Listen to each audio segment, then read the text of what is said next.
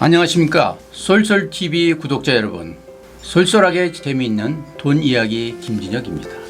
코로나가 8개월째 넘어가고 있죠. 그런데 특별한 치료제나 백신이 없어 안타깝습니다. 그래서 이번 시간에는 나이든 위험을 회피하기 위해서 사자성어로 교학상장을 이야기하려고 합니다.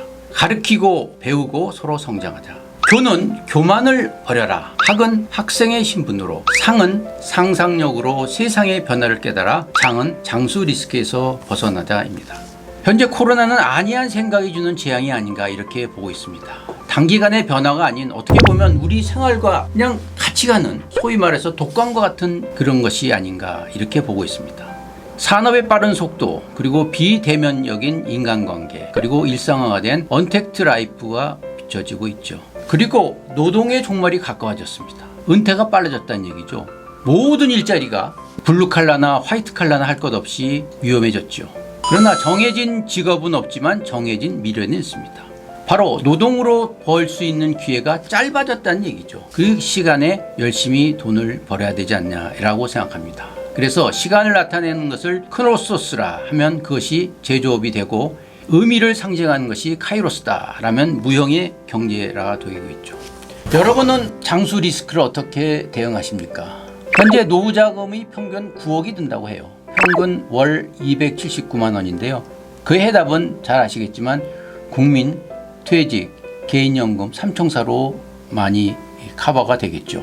그리고 전 세계 유동성 장세로 인하여 주식시장이 열풍에 오르고 있습니다. 우리도 금융공부를 통해서 이 열풍의 자리에 올라가야 되지 않을까 보고 있습니다.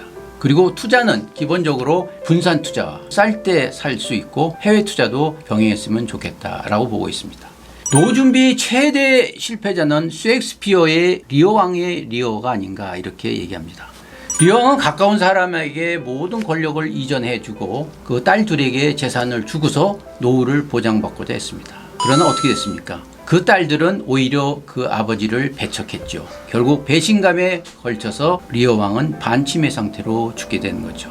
물론 삶에는 정답이 없습니다. 최근에 욜로라고 You Only Live Once 좋죠. 불확실한 미래보담도 현실에 만족하자. 그리고 소확행, 작지만 확실한 행복. 가꾸운 빵을 손으로 찍어 먹는 것이다 라고 얘기하죠. 덴마크의 휴게와 비슷한 생각입니다. 물론 이거 다 좋습니다. 그러나 반드시 꼭 알아야 할 것은 욜로도 좋고 소확행도 좋지만 노후 준비를 게을리해서는 안 됩니다.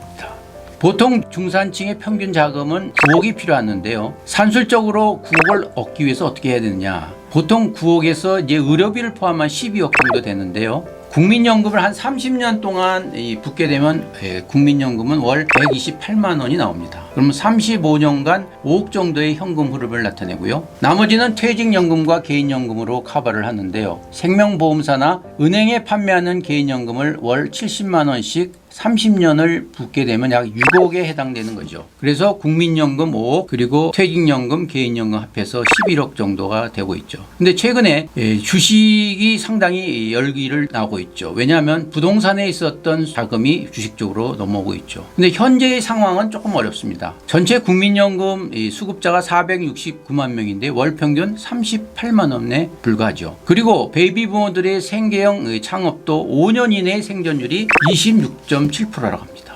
10개 중에서 2개만 살아가는 거죠. 결국 내 집 마련과 자녀 교육에 올인하다 보면 노후자금은 어렵다라고 보고 있습니다. 포스트 코로나 시대에 어떻게 대응하냐. 선진국은 노후 책임을 보통 연금이 담당하고 있는데요. 미국의 401k 같은 경우에는 월급의 일정액을 불입하면 회사가 보조해 주죠.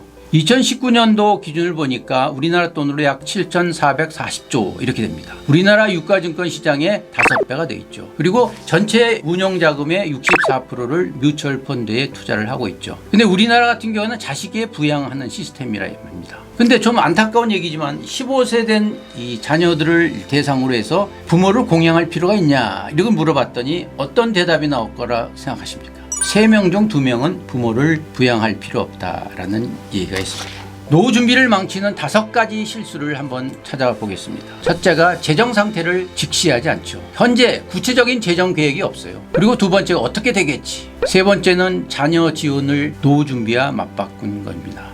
50대 최근 20년 동안 자녀 1명을 교육비로 약 1억 269만 원이 든다고 하고 있습니다. 그 네 번째는 무엇을 시작하기에 늦었다 생각하고 있죠. 그리고 노후 준비를 돈 문제만으로 생각하는 것이 있죠. 그럼 여러분 무엇을 준비해야 될까요? 첫 번째가 경제적 독립입니다. 베이버 부모들의 한숨 소리는 이렇죠. 쫓기면서 살아왔는데 노후의 위로 받을 것이 없다.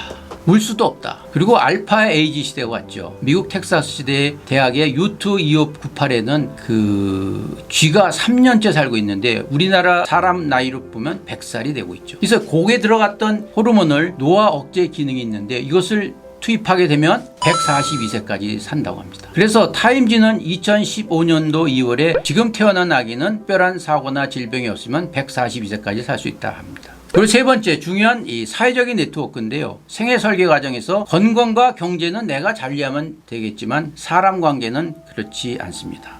그래서 동양에는 관포지교, 중마와 고우를 얘기합니다.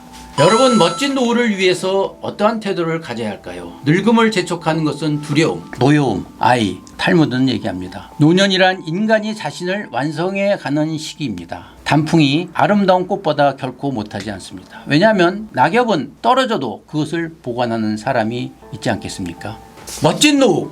나이 들수록 스스로 컨트롤할 수 있는 마음, 그리고 실수에도 너그러운 마음, 그리고 사람과 조화를 이루며 이웃에게 사랑을 베푸는 아름다운 황혼이 되었으면 합니다. 베푸는 향기로 노인이 아닌 어른이 되기를 바라겠습니다. 감사합니다.